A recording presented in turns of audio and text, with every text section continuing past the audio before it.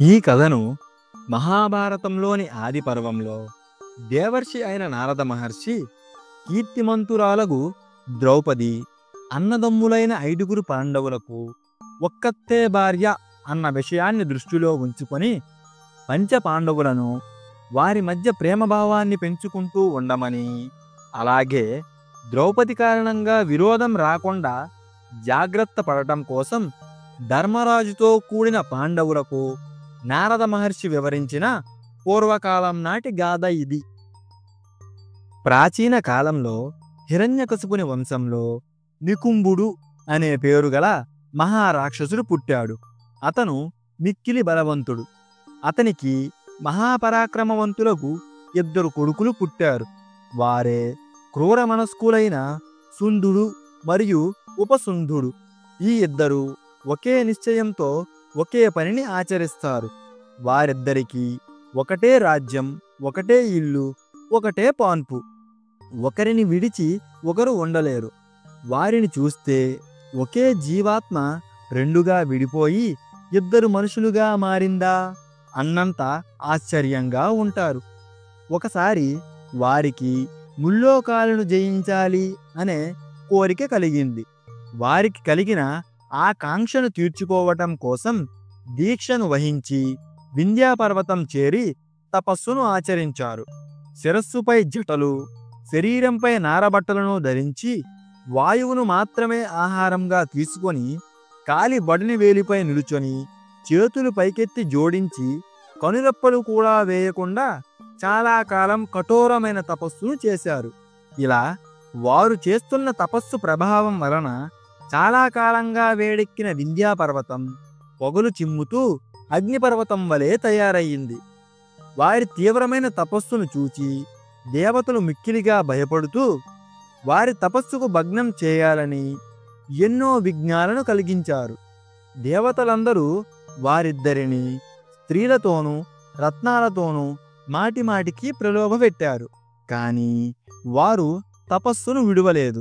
దేవతలు ఎంతగా మాయ చేశారు అంటే వారి సోదరీగణం, తల్లులు, భార్యలు కూడా ఒక రాక్షసుడి చేత పీడింపబడుతున్నట్లుగా వారిని వివస్త్రలుగా చేసి నరక యాతనకు గురిచేస్తున్న విధంగా మాయలు చేశారు.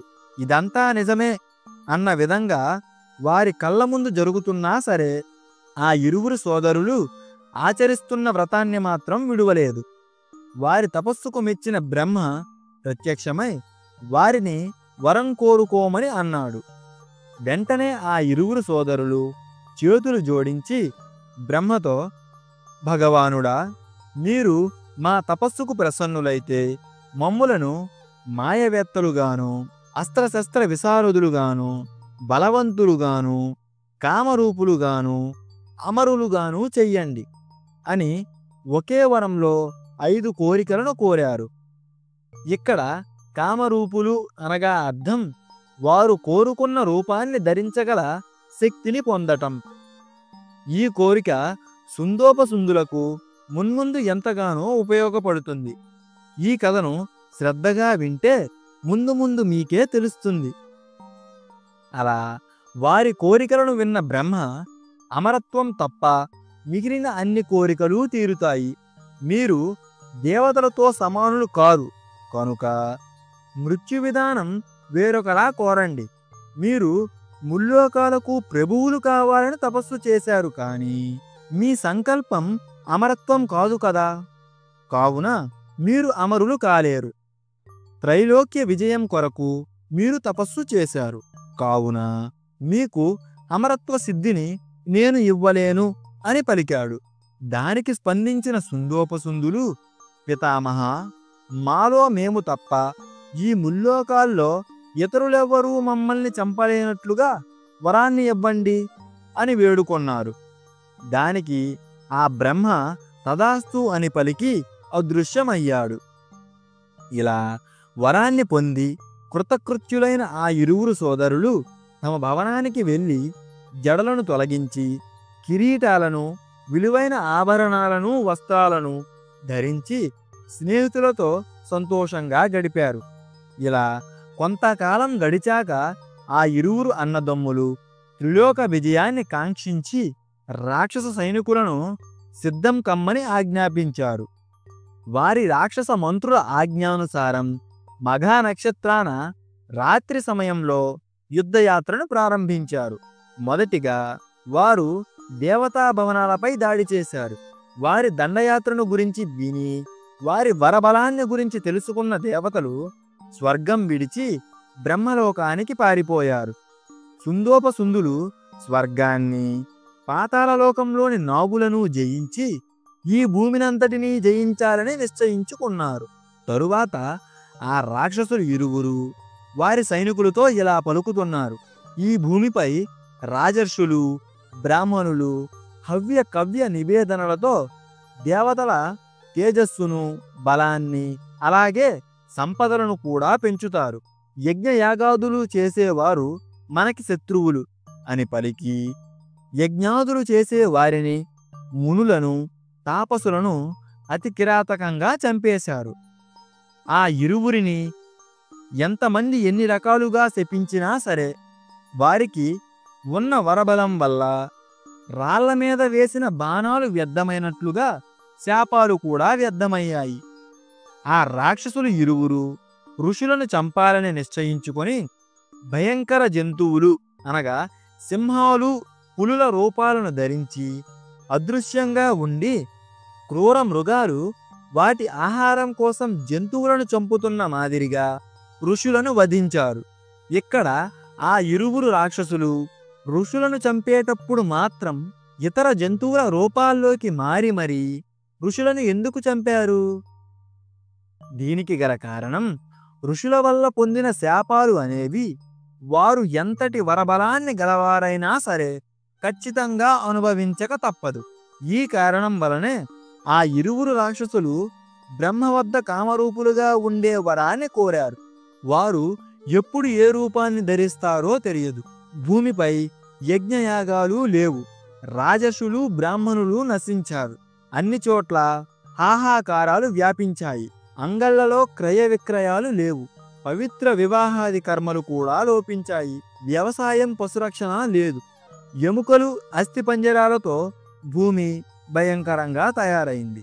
ఈ విధంగా సుందోపసుందులు తమ క్రూర కర్మలచే త్రిలోకాలైన స్వర్గ, పాతాళ, భూలోకాలను జయించి శత్రురహితం చేసుకొని కురుక్షేత్రంలోని తమ భవనంలోనికి తిరిగి ప్రవేశించారు. ఈ హత్యాకాండను చూచిన సూర్యచంద్రులు, గ్రహాలు, తారలు, నక్షత్రాలు, దేవర్షులు, మహర్షులు మిక్కిలిగా దుఃఖించి లోకులపైన దయతో బ్రహ్మ యొక్క సత్యలోకానికి వెళ్ళారు. అక్కడ మహాదేవుడు, వాయుసహితుడైన అగ్ని, బ్రహ్మమానస పుత్రులు, మరీచులు మొదలైన వారు ఉన్నారు. మహర్షులందరూ బ్రహ్మతో సుందోపసుందుల వృత్తాంతాన్ని చెప్పి బ్రహ్మను కర్తవ్యోపదేశాన్ని కోరారు. వారి మాటలు విన్న బ్రహ్మ కొద్దిసేపు ఆలోచించి సుందోపసుందుల మరణాన్ని నిశ్చయించి విశ్వకర్మను పిలిపించాడు. విశ్వకర్మ వచ్చిన తరువాత, నీవు ఒక సుందరమైన స్త్రీని వారి వధ కొరకు తయారు చేయు అని ఆజ్ఞాపించాడు. ఆ మాటలను శిరసా వహించి విశ్వకర్మ బాగా ఆలోచించి దివ్యమైన ఒక సుందర స్త్రీని సృష్టించాడు. ఈ ముల్లోకాల్లో, చరాచరాల్లో ఏ పదార్థం శ్రేష్టమైందో దానిని తీసి విశ్వకర్మ ఆ సుందరి శరీరంలో కూర్చాడు. ఆ యువతి అవయవాల్లో రత్నాలు అనేకం చేర్చాడు. రత్న కిరణాలు వెదజల్లేటట్లు ఆ దేవరమణిని నిర్మించాడు. విశ్వకర్మ విశ్వప్రయత్నంతో తయారు చేసిన ఆమె ముల్లోకాలన్నింటిలోని నారీమణులందరికెల్లా సౌందర్యంగా ఉంది. ఆమె శరీరంలో చూసేవారి దృష్టిని ఆకర్షింపని రూప సంపద నువ్వు గింజంతైనా లేదు. లక్ష్మి శరీరాన్ని దాల్చినట్లుగా ఆ కామరూపిణి సర్వప్రాణుల చూపులను, మనస్సును ఆకర్షించింది. ఆ కాంతామణికి బ్రహ్మ తిలోత్తమ అన్న పేరును పెట్టాడు. తిలోత్తమ, నీవు సుందోపసుందుల వద్దకు పోయి వారిలో నిన్ను పొందాలి అనే కోరికను కలిగించి వారిలో వారికి పరస్పరం విరోధం ఏర్పడేటట్లుగా చెయ్యి అని ఆజ్ఞాపించాడు. ఆమె బ్రహ్మ మాటలను అంగీకరించి దేవతలకు ప్రదక్షిణం చేస్తుండగా శంకరునికి దక్షిణ వైపుగా వెళ్ళింది. అలా వచ్చిన ఆ తిలోత్తమను శంకరునికి చూడాలనిపించినందువలన పద్మం వలె ప్రకాశించే వేరే ఒక ముఖం ఏర్పడింది. ఆమె శివునికి వెనుక తిరిగేటప్పుడు పశ్చిమ ముఖం, ఉత్తరానికి పోయినప్పుడు ఉత్తర ముఖం ఏర్పడ్డాయి. ఇంద్రునికి కూడా ఆమెను చూడాలన్న కుతూహలం వలన ముందు వెనుక పక్కన అన్ని వైపులా విశాలమైన ఎర్రని కాంతులు గల 1000 కన్నులు బహిర్గతం అయ్యాయి. ఆ తిలోత్తమను అంతటి సౌందర్య సంపద గల స్త్రీగా తీర్చిదిద్దాడా విశ్వకర్మ. ఇది ఇలా ఉండగా ముల్లోకాల్లోనూ వారిని ఎదుర్కొనేవారు లేని కారణంగా సుందోపసుందులు దేవతల వలె కర్మలను విడిచి భోగలాలసులయ్యారు. పిమ్మట ఆ రాక్షసులిద్దరూ ఒకనాడు వింధ్యాపర్వత శిఖరాన పుష్పించిన శాల వృక్ష శోభగల ప్రదేశాలకు విహారం కోసం వెళ్ళారు. అదే సమయాన తిలోత్తమ ఒకే ఒక ఎర్రటి వస్త్రం ధరించి స్నానం చేస్తూ వారిని ఉన్మత్తులను చేసింది. అప్పటికే వారిరువురు మధుపానాన్ని స్వీకరించి ఉన్నారు. వారి కనులు మదంతో ఎర్రబడ్డాయి. అందమైన తిలోత్తమును చూసి వ్యధను పొంది వారి వారి ఆసనాలను విడిచి ఆమె ఉన్న ప్రదేశానికి వెళ్ళారు. సుందరమైన కనుబొమ్మలు గల ఆమె కుడి చేతిని సుందుడు, ఎడమ చేతిని ఉపసుందుడు పట్టుకొన్నారు. వారిరువురు మొదట వరగర్వితులు, తరువాత బలసంపన్నులు, ఆపై ధన రత్న సురాపానమత్తులై ఉన్నారు. మద గర్వితులైన సుందోపసుందులు ఒకరిపై ఒకరు కళ్ళెర్ర చేశారు. ఆమె గంధ ఆభరణ రూపాలతో వ్యామోహం చెందిన వారిరువురు మద కామాలతో పీడితులై ఒకరితో ఒకరు ఇలా పలికారు: ఈమె నా భార్య, నీకు తల్లితో సమానం అని ఒకరు అంటుంటే, ఈమె నా భార్య, నీకు కోడలితో సమానమని ఇంకొకరు అంటున్నారు. ఈమె నాది అంటే నాది అని పలుకుతున్న వారిలో క్రోధం పెరిగింది. తిలోత్తమ సౌందర్యంతో మోహితులైన వారిలో స్నేహం నశించి క్రోధం అంతకంతకూ పెరగసాగింది. ఆమెను పొందాలనే సంకల్పంతో వారిరువురు గదలను చేతుల్లోకి తీసుకొన్నారు. ఆమెను పొందటంలో నేను ముందంటే నేను ముందని పలుకుతూ పరస్పరం గదలతో మోదుకొన్నారు. గదా గాదాలతో వారు ఇరువురు భీకరంగా యుద్ధం చేస్తున్నారు. ఇలా యుద్ధం చేస్తూ ఉండగా ఒకరినొకరు గట్టిగా ఢీకొనడం వలన ఆ వింధ్యాపర్వత శిఖరం నుండి నేరుగా భూమిపై వచ్చి పడ్డారు. ఆ భూమిపై వారి చేతికి దొరికిన పెద్ద పెద్ద బండరాళ్లను ఒకరిపై ఒకరు విసురుకుంటూ మహావృక్షాలను సైతం వేళ్లతో పెకలించి భీకరంగా యుద్ధాన్ని చేశారు. కొంత సమయం తరువాత వారి సర్వాంగాలు రక్తసిక్తమయ్యాయి. ఇలా మరికొంతసేపటి పోరాటం తరువాత వారిరువురు మరణించారు. వారి మరణం తరువాత వారి తోటి రాక్షసులంతా భయపడి విషాదంతో పాతాళలోకానికి పారిపోయారు. అందువల్ల ఆ ఇరువురు రాక్షసులకు ఎటువంటి దహన సంస్కారాలు జరగలేదు. బ్రహ్మ కూడా తిలోత్తమును ప్రశంసించి త్రిలోక రాజ్యాన్ని ఇంద్రునిపై ఉంచి తన లోకానికి తిరిగి వెళ్ళిపోయాడు. ఈ విధంగా అన్ని విషయాల్లోనూ ప్రాణానికి ప్రాణంగా కలిసి ఉన్న ఒకే నిశ్చయం గల వారిద్దరూ ఒక స్త్రీ కారణంగా బద్ధ శత్రువులుగా మారి ఒకరినొకరు చంపుకొన్నారు. ఇదే సుందోపసుందులు అనే ఇద్దరు అన్నదమ్ముల కథ. ఈ కథను నారద మహర్షి పాండవులకు వివరించి ద్రౌపది కారణంగా పాండవులు కూడా సుందోపసుందుల వంటి దౌర్భాగ్యపు మరణ స్థితికి రాకూడదని హెచ్చరించి ద్రౌపది పట్ల తగిన నియమాలను అనుసరించాలని చెప్పి అక్కడ నుండి వెళ్ళిపోయాడు. ఈ మొత్తం కథలో దేవతలు సుందోపసుందులను ఉద్దేశపూర్వకంగా చంపలేదు, కానీ తమ లోకాలకు ప్రశాంతతను ఏర్పరచటం కోసం మరియు సన్మార్గంలో నడిపించడం కోసం ఒక స్త్రీని సృష్టించి అన్నదమ్ములైన సుందోపసుందుల మరణానికి కారణమయ్యారు. ఇక్కడ మనం తెలుసుకోవలసింది రెండు ముఖ్య విషయాలు. మొదటిది, తమది కాని దానికోసం దుర్మార్గపు ఆలోచనలతో ఎటువంటి దుర్ఘటనలకైనా పాల్పడటం. దీనిని రాక్షసులైన సుందోపసుందులు ఆచరించారు. అందువల్లనే బ్రహ్మచేత ఎన్ని వరాలను పొందినా సరే చివరకు దౌర్భాగ్యపు మరణాన్ని పొందారు. రెండవది, తమదైన దానికోసం ఎలాంటి దుస్సహకర్మనైనా ఆచరించవచ్చు. దేవతలు ఈ నియమాన్నే ఆచరించి తమ లోకాలను తిరిగి పొందారు.